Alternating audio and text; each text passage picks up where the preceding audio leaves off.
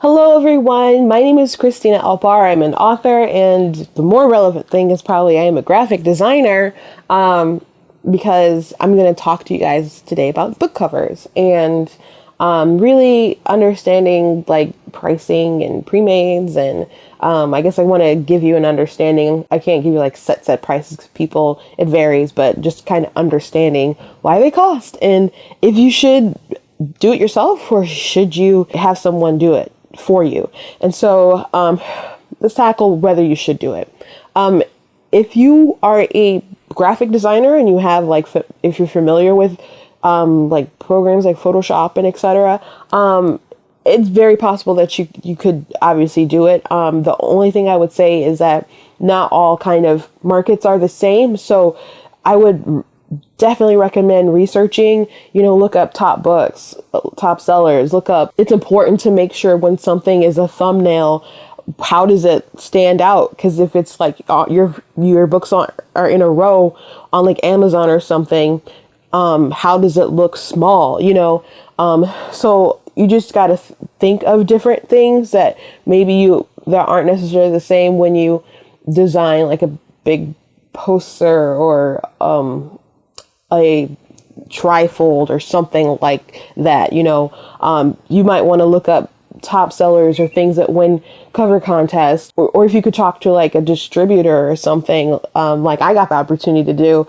I went to BookCon and talked to a distributor and gave me like really good advice about some stuff and critiques and so on, or talk to other designers or authors and stuff. I would just do a little bit of research before you dive in, but if you have the capability, it's a nice skill set to have. Now, if you are not familiar with that kind of software, first of all, if you want to try it out and test some things out, you can always get a trial of software. And there's a lot of tutorials that are online. And that's one of the benefits of having software that is very popular, is a lot of people can show you how to do things. And even people who are comfortable with that stuff and have a lot of practice still look up tutorials on how to do stuff. You can learn how to basically do anything on the internet. But some people do not have a good eye at all. And if you like, even people who know how to do the software and have a little bit of practice still don't know how to blend things right or cut out things where they look natural, or it just looks cut and paste, and you can take a very expensive program like Photoshop and make it look like you did it off of paint. And if you're one of those people who have if you have a really, really, really bad book cover, because people do judge your books by your cover. And if you have a really, really bad one, then this is my thought process. Like, if they don't know that their book cover is bad, what don't they know is wrong with the rest of the book? And that's when your taste is just like not there. Now, some people don't have great book covers and the book is still good. So I'm just kind of talking about when your cover looks really, really bad. Now, people, of course, do judge books by their covers. In my experience, when I go out somewhere in person, people, of course, they see the cover first that catches their eye. And then they will say something about, maybe the title's good. Like, the light book, like intrigue. You can hear it in their voice or whatever. Or you hear people go, the color of God's eyes. It's interesting, watching consumers like judge you. And so they'll, come by, they'll pick up the book, they'll look at the front and they'll flip it, and then they'll read the blurb. That's like, the look, the title, the blurb is like the third thing. They'll read the blurb, and then people will go the extra mile. They'll open up the book and they'll turn to like a random page. They'll see, like, they'll look at how the font is. Like, is it too big? Is it, or is it big enough? Especially if you're an older reader, or if you're just eyes aren't great. My eyes aren't, what they used to be. They want to see how things are spaced. They want to see if it's formatted correctly. They want to quickly read something to see if the grammar is okay, especially if like you're an indie person. They'll see if they like your style, if the pages seems just interesting itself. And usually if someone goes through all those steps, when they're at my table or something, they will usually get the book, and I will pass the sniff test, and that's great. But people do make all of these judgments before they make a purchase. So you want to make sure that you can pass all that. And so the first defense is making sure you have a good book cover. So if you're not familiar with how to make good stuff like that, you can teach yourself, but don't make it like I took a day and now I've got this together and bam. Like take some time, because there's a lot of things, even being in graphic design for a while, that I look back and like, oh, I made a mistake there. Stuff I've had to fix. So, your book cover is pretty serious. You don't want to waste time not making sales that you could have made because your book cover is not good. And even if you have a good book cover, it might not be good for your genre, which I talked about in another video when I go through all of my book covers. And one I had to change, like Phases of a Broken Sky, I had to update that cover because it did not look appropriate for my genre. And I noticed when I took it out that I saw immediate change from a different book cover. Now, people always like the title, we're intrigued by the title, but people expect different things when they look at covers and they read them as different genres. So make sure the cover is good for what you're doing. So let's talk about costs and things to expect. Now, there are some people who do pre-mades for like really, really cheap, like suspiciously cheap. But if people can do things for super, super cheap, like I'm talking like $30, $50 or something, some people, you have to keep in mind that some people, it's a global economy. Some people are from different countries and can live off of different income, so they can undercut someone who might be in America or something. But you do want to watch out and make sure that if someone has an image and they have maybe a couple images or something in it, that everything they're using is something that they either own, and that when you buy them, you're getting like the rights to, or for commercial use or whatever, or in that that it has proper licenses have been transferred or allowed or whatever, that someone's just not ripping something off the internet. Some people think just because someone put something on the internet that anyone can use it. That is absolutely not true.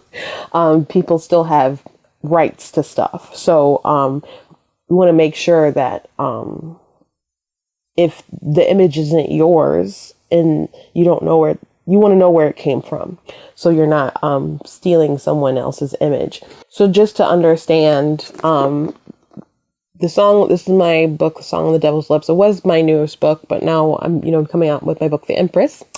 Now, I was fortunate enough to be able to find the same, model, which was great, for my second book. But this image cost me money. I got them from two different sites. So my model for Charlotte, my model for John, I think they both cost about $30 a piece. Now there's this effect that's on Charlotte. I think I got this from iStock. I got this from maybe Depot Photo. I think that's what it's called. So those are two sites. Dream Sign is another one I've got a lot of images from. I got this Dispersion Effect from Evanto Market. I got this fiery effect that's like fire and smoke. And you can, when you buy these things, you can adjust them and do different directional stuff, like dispersion sideways, dispersion up, this or whatever. It actually, even though you buy an effect or something, getting it how to look the way you want, and then also figuring out how to layer them. If you'd fiddle with it, maybe you would know why it took some time to get it still the way that I want, even though everything wasn't made from total scratch. You just kind of have to be in it to know, but it still took time. These were both different effects that cost money. And there's also like this picture of like fire in the embers or whatever. Though you can't see it too much, it still makes, a depth, gives the back a depth, as opposed to if something was just kind of plain and dark. So that also cost money. Some people can do really cheap pre-mades because they have subscriptions, and so they can get a lot of pictures, like and they have like a monthly allowance, and you like have to, in some cases they're like permanent when you download. In other cases it's like, nah, you got to use it, or you can't just be storing up images for a rainy day. So they can put something together for a cheaper cost. But everything that I used on this book to make this image, excluding the Photoshop program, which is quite expensive, is about almost $100. It's like $80-$90 to make this image itself. So you have to consider, when you're getting someone to do your cover, their time has to be also factored in, and you also have to consider their skill level being factored in as well. Like if some people are like, I don't understand why things are so expensive, why they cost the way that they cost. Like, you're a writer. How would you feel if someone wanted to, gyp you on your time? Or people say, I don't understand why writing's so hard. Why can't you just whip this out, blah, blah, blah. But you know how much time and what goes into what you're doing. So, imagine it the same kind of thing for a creative standpoint too. So if someone makes a cover from scratch for you, it might cost quite a bit. And I think the result, people will charge a particular amount. How much time it takes, what might scale, how much they charge. If you like it and you think it'll be something that's going to cause people to buy your book and it's going to result in sales, I think it's worth the investment. But you can definitely make smart choices about how much you want to spend.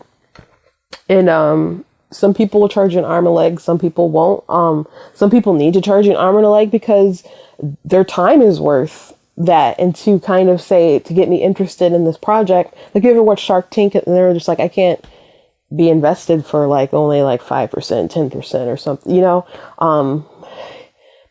if people are really, really busy, they have a lot of clients, or they have to prioritize their projects, they might need to set certain prices to make it worth their time to even do something. Or even if that's not even the case, their skills level or what they do still warrants a certain amount of pay. So just those are things to consider. I've talked a bit about how I did my book covers and gave other advice in my long video when I went through each and every single one that I've done. Out of all my book covers, this one is the one that's the most eye-catching, I think. And the blurb is pretty interesting, and the premise and stuff, but the colors are so bright and vivid. This is the one that's really eye-catching. Now, this is the case. This is not any stock photo image at all. I made this all myself, and it came out really, really cool. So even though there was no additional cost as far as like an image from like an image site, it still took some time to piece these things together, and it's still a pretty cool image. I guess I just kind of want you to understand where the artist is coming from. But you definitely can find pre-mades for 100, 200, 300 or something like that. Or people who would do custom work for maybe 3 to 5 or 2 to 5 even maybe. Just kind of depends on where they're at. Now, something you could do is you could buy an image totally from like a photographer or something. That's going to cost you more, especially if you go to like a site where people buy a lot of stock photos and it might be a popular one. If you want to buy all the rights to it, then yeah, it's probably going to be pricey too. But you can always take a picture yourself. You can always hire a photographer. Photographers could cost anywhere from like $150 an hour to much higher than that, $150, $200. I mean, you can have your friend do it who's pretty good with camera. You can go to per studio. People are going to be at different levels of skill, with different equipment, and that stuff, varies.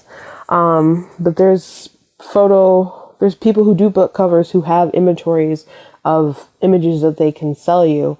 And you can keep the rights outright. You might want to do that to avoid situations where, I mean, I went to somewhere and someone's like, oh, I almost bought that image of just the girl in the water. And obviously there's other things that I did to it, to make it look like this, but just the image itself of the girl in the water, I'm like, ugh, the thought that someone else could have like a similar cover to mine out there that they may, that's a possibility that you have to watch out for. Another good idea about book covers, a lot of people like oil paintings or digital paintings that look like oil paintings. That's really popular. You can find people on Twitter, Facebook, Reddit who do stuff like that. Search an artist and say, hey, how much would you charge for X, Y, and Z? And, do it that way. Or you can go to a Comic-Con whenever, you can go to large events again. You can go to a Comic-Con, go to Artist Alley, and just look at people's stuff. And if you like something, look through their portfolio, ask to see more, and start talking about commission prices and how much would it be for you to paint this? I plan to use it for X, Y, and Z. They need to know what they're going to use it for, because they'll probably factor that in. And it is fair for people to get, if you're an artist watching this, it is fair for you to get paid for your work. I believe it was The Great Gatsby, that the artist did not get paid for that. And I guess they maybe just didn't want to or whatever. But if they had just asked for like a penny of each book sold or something, like, I mean, it made so many copies have been sold of that book by Fitzgerald. So like, you never know how something's going to take off. And if you need to negotiate with people, negotiate. But make sure that you get something out of it, because you deserve to make a living too, just like they're trying to make a living with their words, and you need to make a living with your art. So I hoped that helped a little bit as far as understanding different costs with things. I think it's really beneficial to have someone who's a graphic designer, who has some experience, particularly also in cover design, help you out with these things. I personally would love to have like oil painting type of stuff for certain things. It's something I'm trying to personally get into, but I haven't had a lot of time. I've been looking up crazy amount of tutorials to see how I could do that, but I'm just not there yet. But one day, there's people who make pre-mades all over the web that you can find. There's people who have a lot of books and covers and stuff. Obviously I have mine. You can look through mine. If that's something, if you think you'd be interested in having me do something like that, I'm available and open for that. And I'm putting together some pre-mades and stuff myself. So good luck on your journey as being a writer and putting this whole thing together. And I can go over some more things if I think about them. If you have questions, leave them in the comments, or you can reach out at Ninja Dust Pub on Twitter. And my website, of course, is ninjadustpublishing.com. And also look at my books. I'm a good designer, but I'm a heck of a writer too. So you guys have a good day and good luck.